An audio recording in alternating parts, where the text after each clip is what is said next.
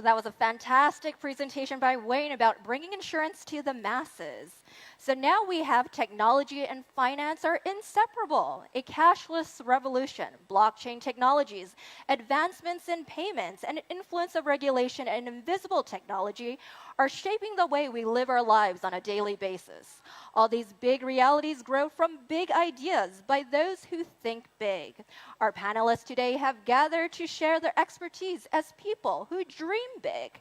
So our moderator is Tim Culpan from Bloomberg, with speakers Paolo Azzola, CEO and Managing Director of PayMaya, Vaughan Rowsell, founder and CEO of Vend, Tim Hwang, founder and CEO of FiscalNote, and Olga Feldmeier, CEO of SMART VALOR. So give it up.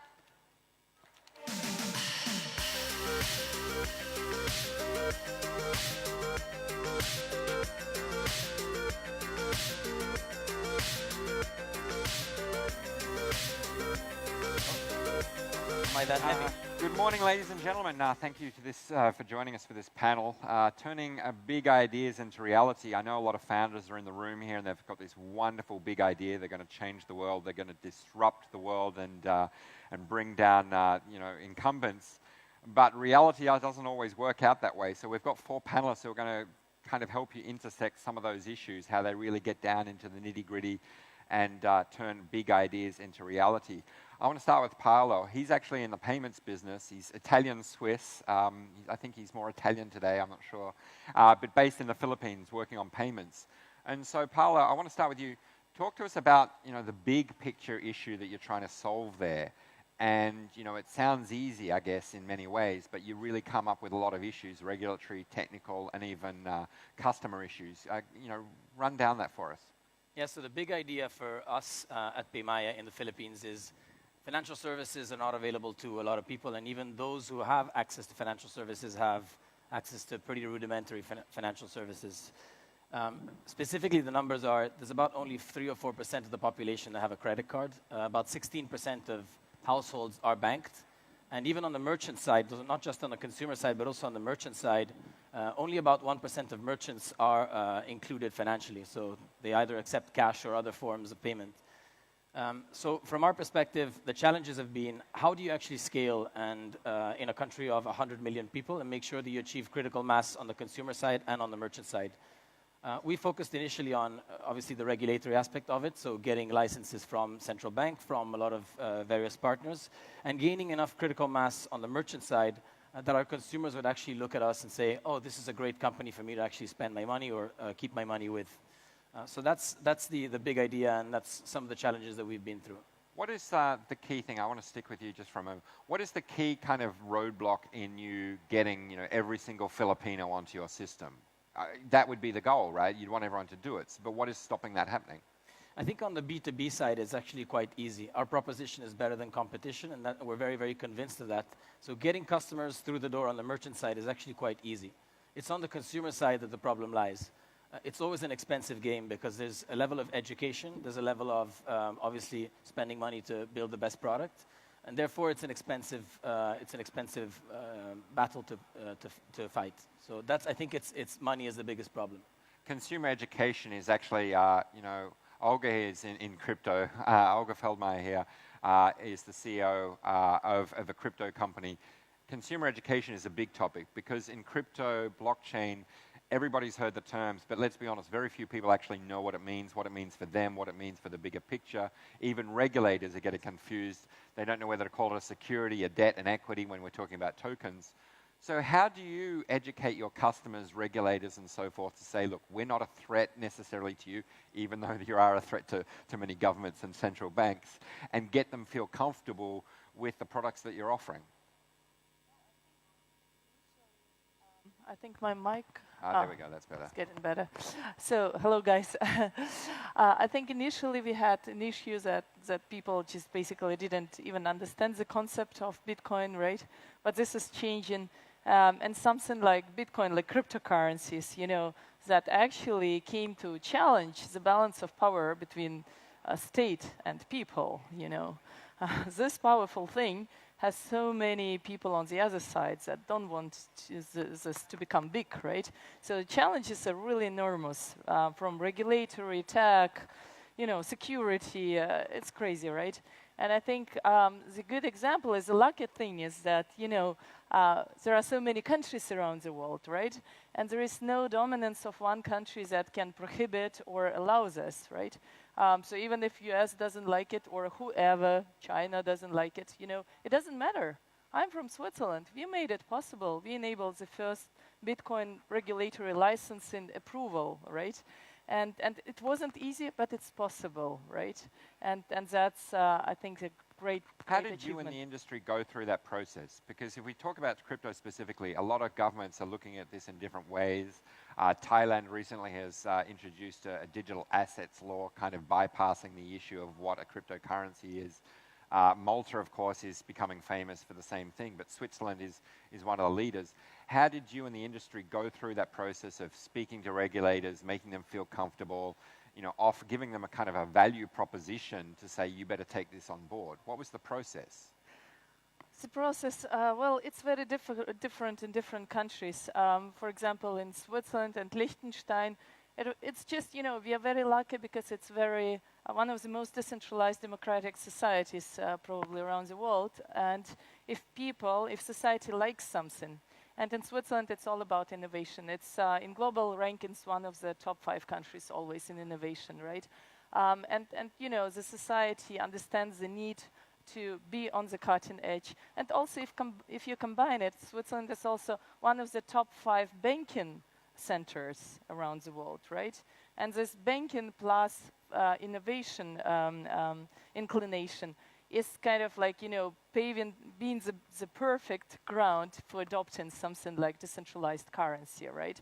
And the process wasn't easy, but we talked to a lot of politicians, we talked to a lot of parliament members, and it was actually them who realized that it's important. And they, initiated conversation with regulator about making it possible. It didn't came a priori from regulator, we want to make this, decentralized money possible. No, it's the other way around. It's political will. Now, bringing back, I want to bring in Vaughan at this point. Vaughan Rowsell is basically in payments, point of sale systems. You've had to build that from scratch yourself, and also you've got this big, great idea. But in many cases, there are existing systems. You're not the first guys to ever think of point-of-sale systems. So is it enough to just show something a little bit better, a little bit of a tweak, slightly more efficient, a little bit faster? I mean, there is so many Me Too products that come out there in the market all across the spectrum. How do you tackle that? How do you go through that process of giving that value proposition and saying, we've got something better, and convincing that they should take on your project? Yeah, so for us,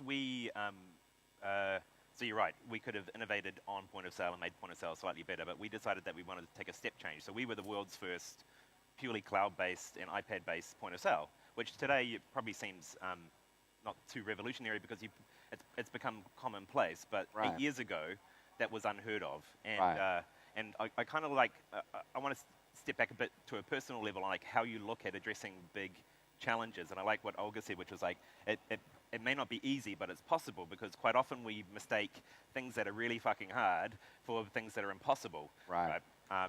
But it always comes down to taking a big idea and breaking it down into small, manageable chunks. So for us, we've got a grand vision of how to completely transform retail using cloud technology. So what was the first chunk you broke down? Well, it's so the actual original idea for Vend was quite different.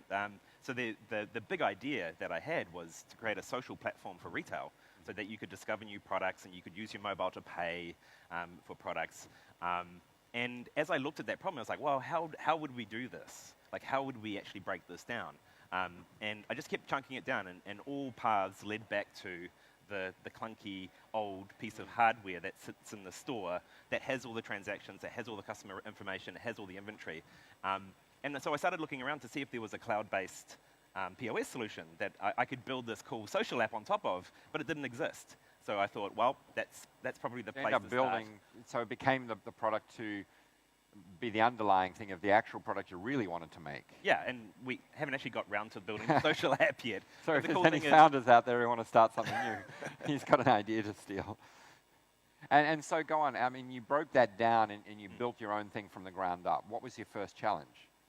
Well, the first challenge was capital. Like with any, with any startup business, it's cash is your oxygen. So, but then broke that down. So actually, the first step for us was building a prototype and actually coming to an event like this and getting an opportunity to stand up on stage and talk about what it is we were doing. At that stage, it was all smoke and mirrors. It didn't even work.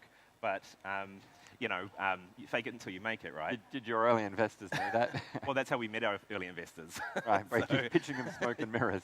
Well, you wouldn't be the first, don't worry. We were straight up about what we were doing, but we were selling the big idea, right? So you focus on the big idea, but then you do, and this is also the challenge, right? You could do incremental change, but you need to be absolutely sure where your North Star is, like where it is that you want to head, and then break it down. So the easy part about building a product company is setting the big vision, right? That's easy. It's like anybody can come up with a big crazy ass idea. And then the next easy thing is like figuring out what to do tomorrow. Right. The hard bit is figuring out what to do in between. Right. Between the day after tomorrow and the 5 years it's going to take you to get to your vision. Right.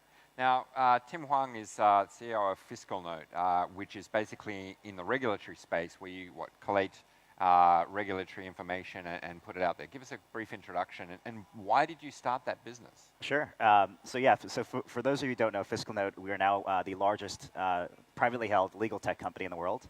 What we do is we aggregate legislation, regulations, court cases, government filings, government documents from countries all over the world, and then create a singular digital repository of every law that governs humans in each of those nations.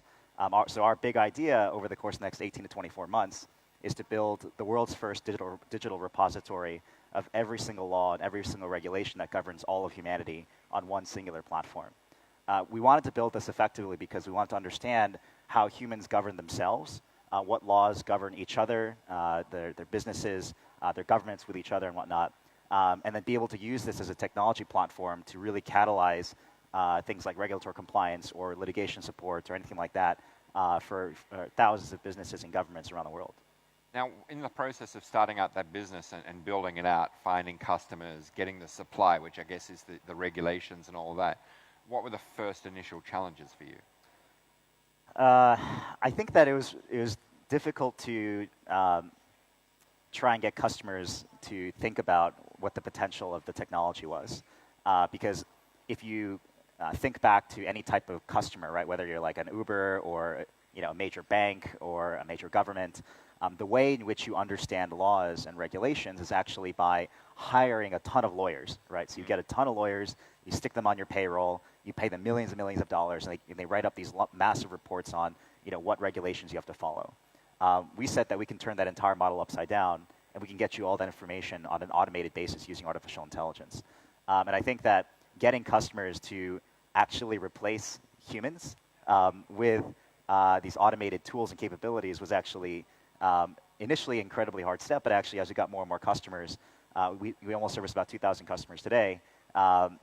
Really that sort of flywheel started going. We were able to sort of get that stuff off the ground. People talk about AI and robots replacing humans in places like factories or even restaurants or so forth, but lawyers are kind of like the most human of service providers. You want to be able to have a conversation with them, talk through with them, get advice from them, and you're in a way looking to replace a lot of what they do. You talk about the pushback. I'm very curious to know if you have law firms themselves as your clients and how you've actually interrupted that relationship between clients and law firms and lawyers. Yeah, it depends on who you talk to in the law firm. So if you talk to the managing partner, I guarantee you they want to cut costs in some capacity. If you talk to... So they love you. Well, yeah, depending on the law firm. If you talk to your first or second year associate, or specifically paralegals, I think there's a real concern around what the industry looks like in the future. But I think that all being said, one of the things we've been seeing actually is less that we've been outright replacing humans and individuals in the work that they do, and actually is more that we're moving them towards more strategic uses, right? So, and we're finding things that humans usually can't catch, right? So if you are a disruptive company in ride sharing, in blockchain, in mobile payments, or anything else, chances are one of your biggest challenges will be regulatory, and chances are you will get it wrong. Because of the way in which humans just have to read through all these different documents and try and spot all these different challenges, especially if you operate globally, that is a massive challenge that, that no law firm is going to be able to undertake. And actually, I think a lot of third-party law firm providers are increasingly leveraging technologies like ours to make their work much more efficient. Have there been any surprises in terms of the customers that you have on board now versus when you started? I imagine when you started, you had a kind of a dream client or a picture of the stereotypical client that you would be selling to. Is that the same as what you're actually selling to now? Well, I think what's interesting about our company is that we have a very, very diverse array of customers. We have everyone from foreign ministries and governments using it for trade negotiations, global diplomacy. We have Fortune 500 businesses using it for banking compliance or dealing with energy regulations and environmental regulations in emerging markets, all the way down to a human rights group. And the 3 lawyers are sitting in an office trying to advocate for their constituents or their clients. And so the spectrum of clients we're able to see has actually been pretty spectacular. But what that speaks to is just the increasing importance of regulatory compliance, as well as sort of the rising political risk that a lot of these organizations face, particularly in this day and age. Now, one thing that all of you face, I mean, at the end of the day, when you're creating a product, you can have this big idea and you want to turn it into reality, but reality is revenue. You need revenue in your pocket. And what I've come across is many cases people have created a product and I'd ask them, who's actually going to pay for it? Right? When you think about it, social networks like Facebook, you're not paying for it. An advertiser is paying for it. Ergo, the thesis would go that you are not the customer, you're the product. But, Paolo, I'm curious to know, in you starting out your business, did you have a clear idea of who actually is going to be providing the revenue? And is that the same person today? Is that revenue model still the same? Or have you had to tweak it and pivot it according to the realities of the market? Well, I think in every financial services product, there has to be a revenue embedded at some point, or there has to be revenue from an ancillary service. For us, we always focus on win now, monetize later. And that's I think, the mantra that's going to get anyone to succeed in the short term as well as in the long term. When it comes to win now, monetize later, who's going to pay in a payments transaction? It's usually going to be the merchant. A consumer, it's quite difficult to let a consumer pay for or make a consumer pay for a transaction. When we pay for something with cash or with a credit card or whatever means that we use, we always expect to pay the face value of the item that we're buying, correct? With the merchant understands the difficulties of running a business that is fully cash-based, and therefore the advantage of accepting payment via another method, and therefore that there's a value in it. So in payments, it's always the merchant side that will be the one that's paying for it. And have you had to adjust your revenue model in terms of like commissions or how much you pay? Are you able to charge more than you expected, or is, as often the case, you have to charge less? No, I think it's always been pretty stable. We've always looked at similar types of margins on the merchant side. What we have been able to do, however, is the more data we gather, we now process about 80% of online payments in the Philippines. And a lot of them on the face-to-face side. We do it for companies like WeWork, like Lazada, like McDonald's, and so on. When we do this, we actually gather a lot of data on customers. And there are very strict data privacy rules in the Philippines that are patterned on the EU. But we use them very, very carefully to monetize how a consumer and how a business can talk to each other, and both can benefit out of it, as well as us from a monetization perspective. Now, Olga, at SMART VALOR, one of the interesting things in the crypto space is who pays for it. Now, obviously, crypto exchanges, the business model, a lot of people may not be aware, is a lot of exchanges get paid merely to list a coin. That's one of the business models in crypto. For SMART VALOR, where does your revenue come from? Who's paying for it? Well, at the end of the day, no matter how it looks like, the customer is paying, right? It's just a question how it gets there. And I think, in general, in crypto, the great thing is that the business model and revenue model is completely changed in the way that, we have this great thing called token economy, right? So you insert this native digital currency into your business model, in our case, Valor token.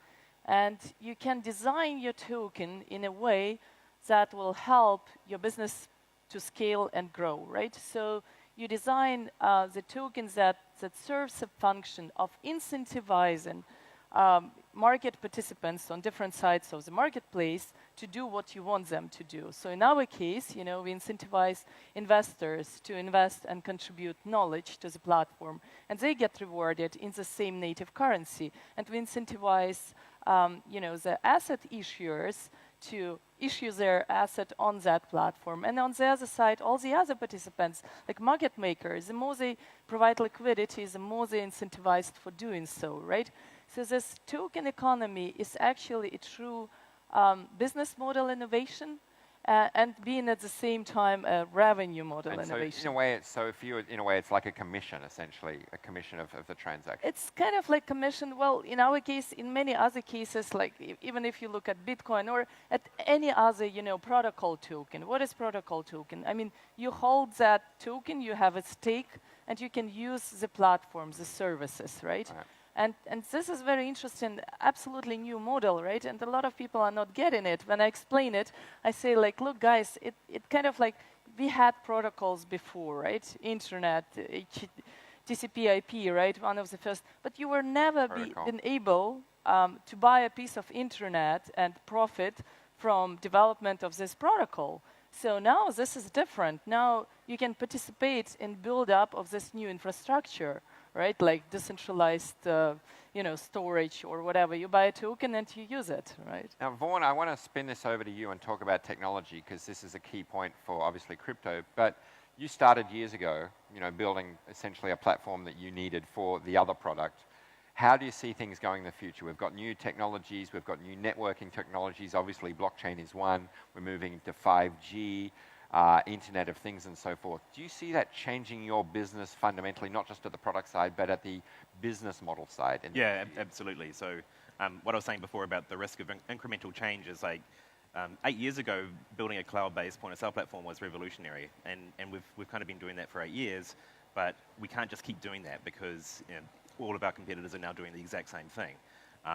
And so we're constantly looking for what's the next disruptive wave of innovation, what's the next layer of technology that you could apply to disrupt yourself.